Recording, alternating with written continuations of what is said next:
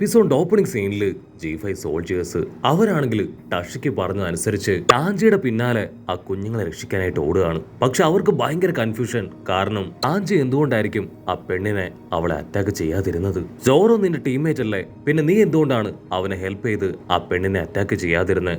അതിന് സാഞ്ചു പറയും, ഞാൻ ഒരിക്കലും പെൺകുട്ടികളെ അറ്റാക്ക് ചെയ്യില്ല, എനിക്കത് ഇഷ്ടമല്ല, ഗേൾസിനെ നമ്മൾ റെസ്പെക്ട് അല്ലേ ചെയ്യേണ്ടത്. അത് കേട്ട് ഒരു സെക്കൻഡ് ഇപ്പൊ ആ സോൾജേഴ്സ് ഷോക്കാവും. ഇവൻ ഇങ്ങനെ ഒരു മണ്ടനാണല്ലോ എന്ന് പറഞ്ഞ് അവർ തലയ്ക്ക് കൈ കൊടുക്കും. ശത്രുവാണെങ്കിലും മിത്രമാണെങ്കിലും ഇവന് പെണ്ണൊരു വീക്ക്നെസ് ആണെന്ന് അവർക്ക് മനസ്സിലാവും. അതിനുശേഷം അവരെല്ലാവരും ഇപ്പൊ വീണ്ടും കുഞ്ഞുങ്ങളെ അന്വേഷിച്ച് ഉഷാറായിട്ട് ഓടും. അതേസമയം ഇവിടെയാണെങ്കിൽ സോറോ അവനാണെങ്കിൽ അവളോട് തീർത്ത് പറയും, ടഷിക്കി നീ ഇവിടെ നിൽക്കേണ്ട ആവശ്യമില്ല, ഈ മോണറ്റ് പെണ്ണിനെ അവളെ ഒറ്റയ്ക്ക് ഫേസ് ചെയ്യാൻ എന്നെ കൊണ്ട് പറ്റും, എനിക്ക് നിന്റെ സഹായം ആവശ്യമില്ല, ഞാനൊരു പൈലറ്റും നീ ഒരു നേവിക്കാരിയുമാണ്. ഉടനെ ടഷിക്ക് അവൾ ടെൻഷനാവും, എന്നെ കൊണ്ട് പറ്റില്ല, ഒരു കാരണവശാലും ഞാൻ ഇവിടുന്ന് പോവില്ല, ഇതെന്റെ തീരുമാനമാണ്, ഇതിൽ നിന്ന് നിനക്കെന്നല്ല ആർക്കും എന്നെ പിന്തിരിപ്പിക്കാനായിട്ടാവില്ല, ഇവളെ ഞാനും ചേർന്ന് ഫൈറ്റ് ചെയ്ത് തോൽപ്പിക്കും.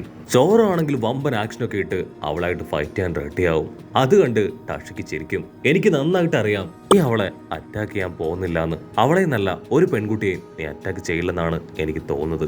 അത് കേട്ട് മോഹനറ്റും അത് ശരിവെക്കും. അതെ, ഇവൻ വന്ന സമയം മുതൽ ഡിഫെൻഡ് ചെയ്ത് ഫൈറ്റ് ചെയ്യാനല്ലാതെ എന്നെ അറ്റാക്ക് ചെയ്യാനായിട്ട് ഇവൻ ശ്രമിച്ചിട്ടില്ല. ടഷിക്ക് ആണെങ്കിൽ ഇപ്പൊ ഒരു ഫ്ലാഷ് ബാക്ക് ആലോചിക്കും. ഫ്ലാഷ് ബാക്കില് ടഷിക്കയും സോറോയുമായിട്ട് ഫൈറ്റ് ചെയ്ത് ടഷിക്ക് അതിൽ ദയനീയമായിട്ട് പരാജയപ്പെടും. പക്ഷെ സോറോ ആണെങ്കിൽ അവളുടെ സ്ക്വാഡ് തട്ടി താഴെയിട്ട്, എനിക്ക് നിന്നെ കൊല്ലാൻ തീരെ സമയമില്ല, എനിക്ക് അത്യാവശ്യമായിട്ടൊരു സ്ഥലം വരെ പോണെന്ന് പറഞ്ഞ് അവൻ നടന്നു നീങ്ങും.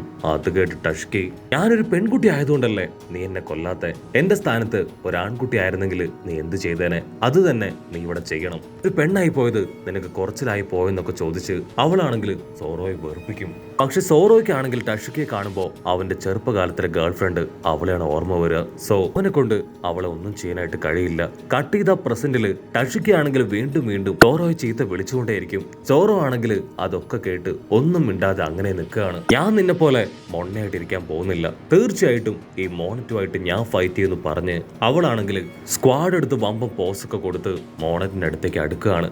അത് കണ്ട സോറോ ആണെങ്കിൽ അവന്റെ സ്ക്വാഡ് ഉറയിലിട്ട് അവിടെ ഇരിക്കും. ടഷിക്കയാണെങ്കിൽ ഷോക്കായിട്ട് ഇപ്പൊ സോറോയെ തിരിഞ്ഞു നോക്കും. അവനാണെങ്കിൽ സിനിമയ്ക്ക് ടിക്കറ്റ് എടുത്തിരിക്കും പോലെ കാഴ്ച കണ്ടിരിക്കുകയാണ്. സോറോ ആണെങ്കിൽ ഇപ്പൊ ടഷിക്കയോട് പറയും, നീ ഇങ്ങനെ തിരിഞ്ഞു നിന്ന തീർച്ചയായിട്ടും മോണിട്ട് നിന്റെ കഥ കഴിക്കും. സോ നിന്റെ പ്ലാൻ ഫൈറ്റ് ചെയ്യാനാണെങ്കിൽ മര്യാദയ്ക്ക് അവളോട് ഫൈറ്റ് ചെയ്യും. അടുത്ത നിമിഷം ഇവിടെ മോണിറ്റ് അവളുടെ സ്ക്വാഡൊക്കെ എടുത്ത് ടഷിക്ക് നേരെ അവളെ അറ്റാക്ക് ചെയ്യാനായിട്ട് എടുത്ത് ചാടുകയാണ്. മോണിട്ട് അവളുടെ പല്ല് വെച്ച് ടഷിക്കയെ കടിക്കാനായിട്ട് പാഞ്ഞടുക്കും.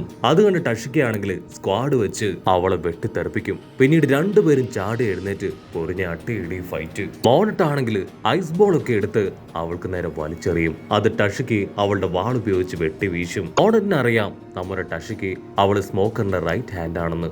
ഓക്കെ, നിന്റെ മെയിൻ ബോസ് സ്മോക്കർ ആളെവിടെ? അവൻ നിങ്ങളുടെ തന്നെ നേവി ഹെഡ് വെർഗോയുമായിട്ട് ഫൈറ്റ് ചെയ്യാണോ? ഒരു കാര്യമില്ല, അവനെ ഫൈറ്റ് ചെയ്ത് സ്മോക്കറിന് തോൽപ്പിക്കാൻ പറ്റില്ല. ഇവിടുന്ന് അങ്ങനെ സീൻ കട്ട് ചെയ്ത് ഇവിടെ ഉസോപ്പ് അവൻ ഓടി ഓടി ഒരുപാട് ദൂരം എത്തുമ്പോ അടുത്തുണ്ടായിരുന്ന ഒരു സ്റ്റെപ്പിൽ കയറി നിൽക്കുകയാണ്. ഒച്ച ഉണ്ടാക്കാതിരുന്ന ആ ഒരു പോയിസൺ ഗ്യാസ് അത് താഴെ കൂടെ പോയിക്കോളെന്ന് പറഞ്ഞ് അവൻ അങ്ങനെ ശ്വാസം മുറുക്കി പിടിച്ചു നിൽക്കും. പോയിസൺ മുകളിലേക്ക് കയറി വരുന്ന കണ്ട നമ്മുടെ ഉസോപ്പ് അവൻ മുകളിലേക്ക് ചാടി ഓടി ഒരു റൂമിൽ കയറി ഡോർ അടയ്ക്കും.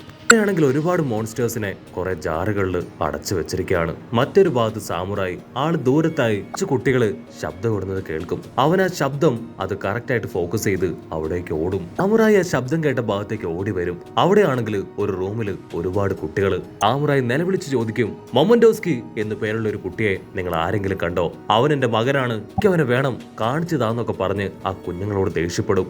സാമുറായുടെ മുഖവും ചോദ്യമൊക്കെ കേട്ട് ആ കുഞ്ഞുങ്ങളാണെങ്കിൽ പേടിച്ചു വിറയ്ക്കും. ഉടനെ ബ്രൂക്ക് അവിടേക്ക് വന്ന് ആ കുഞ്ഞുങ്ങളെ എല്ലാവരെയും നോക്കും. ഇത്രയും കുഞ്ഞുങ്ങളെ ഇവിടെ ലോക്ക് ചെയ്തിരിക്കുകയാണോ ചിന്തിച്ച് ബ്രൂക്ക് ആണെങ്കിൽ ആ കുഞ്ഞുങ്ങളോട് എല്ലാവരോടും സേഫ് ആയിട്ട് ആ റൂമിലേക്ക് പോകാൻ പറയും.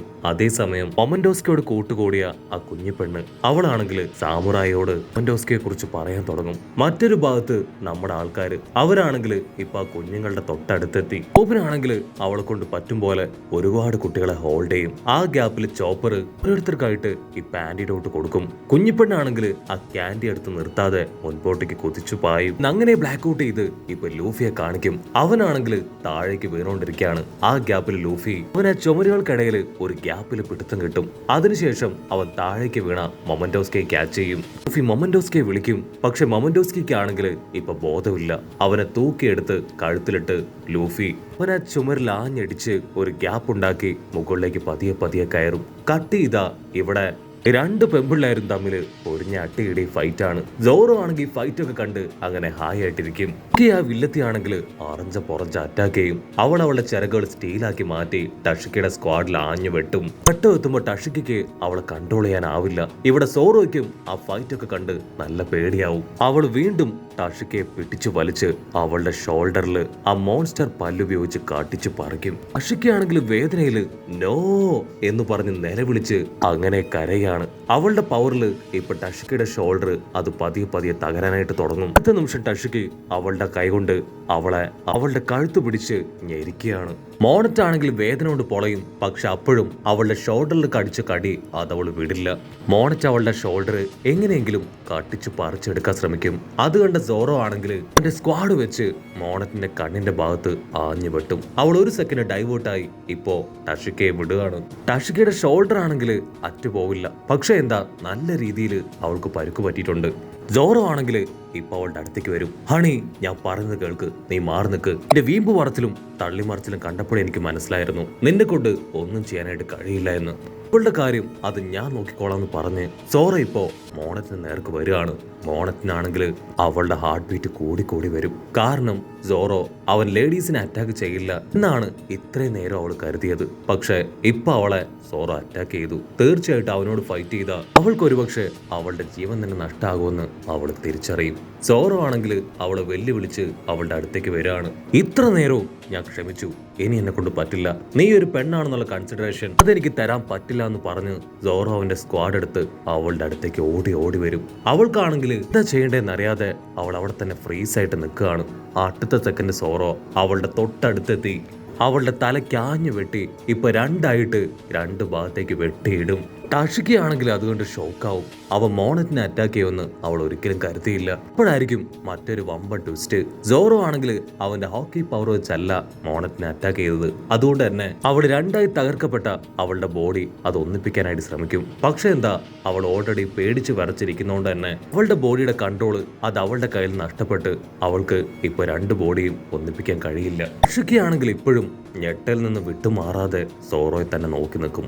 2 വർഷം, 2 വർഷം സ്ട്രോ ഹാർട്ട് ടീമിന് എന്ത് സംഭവിച്ചു എന്നെല്ലാം ഇന്ന് ഈ ലോകം അന്വേഷിക്കുകയായിരുന്നു. അവളും ലോകത്തുള്ള എല്ലാവരും കരുതിയത് സ്ട്രോ ഹാർട്ട് ടീം അവർ നശിച്ചു പോയി എന്നാണ്. പക്ഷെ 2 വർഷം അവരെന്ത് ചെയ്യുകയായിരുന്നു എന്ന് ഇപ്പൊ അവൾ മനസ്സിലാക്കി. ചിന്തിക്കാൻ കഴിയുന്നതിനപ്പുറം ട്രെയിനിങ് ഒക്കെ എടുത്ത് ഇവര് പവർഫുള്ളായി.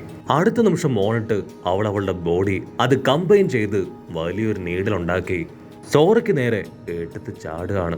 അടുത്ത നിമിഷം ടഷിക്കി അവളുടെ സ്ക്വാഡ് ഉപയോഗിച്ച് മോണറ്റിനെ വെട്ടി താഴെയിടും. തുളുമ്പി മോണറ്റ് അവൾ അട്ടിച്ച് ഇപ്പൊ താഴേക്ക് വീഴാണ്. ടഷിക്കി ആണെങ്കിൽ ടെൻഷനായിട്ട് ഇപ്പൊ സോറയോട് ചോദിക്കും, നീ എന്താ അവളെ കൊല്ലാതിരുന്നേ? അത്രയും നല്ലൊരു ചാൻസ് കിട്ടിയിട്ടും. സോറോ ക്യാഷ്വലായിട്ട് പറയും, നീ അവളെ കൊല്ലുമെന്ന് എനിക്ക് അറിയാമായിരുന്നു. നീ കൊന്നില്ലെങ്കിൽ ഞാൻ അവളെ തീർച്ചയായിട്ടും കൊല്ലും. സോറോ ആണെങ്കിൽ ക്യാഷ്വലായിട്ട് സ്റ്റൈലായിട്ട് നടന്നു പോവും. ഇവിടെ നമ്മുടെ ടഷിക്ക് അവളുടെ കൈക്ക് നല്ല രീതിയിൽ പരുക്ക് പറ്റിയോണ്ട് തന്നെ അവൾ അവിടെ ഇരിക്കും. അങ്ങനെ ക്യാമറ സൂം ഔട്ട് ചെയ്ത് സീസർ അവനാണെങ്കിൽ ഈ കാഴ്ചകളൊക്കെ കണ്ട് ഷോക്കാവും. ഇതാ ഇവിടെ നമ്മുടെ ലൂഫി അവനാണെങ്കിൽ ആ ചുമരൊക്കെ തകർത്ത് മുകളിലേക്ക് കയറി വരുന്നതോട് കൂടെ എപ്പിസോഡ് ഇഷ്ടപ്പെടുകയാണെങ്കിൽ തീർച്ചയായിട്ടും ലൈക്ക് ചെയ്യാനും കമന്റ് ചെയ്യാനും ഷെയർ ചെയ്യാനും മറക്കല്ലേ. അടുത്തൊരു അടിപൊളി എപ്പിസോഡുമായിട്ട് കാണുന്നവരെ it's me with Mallu episode.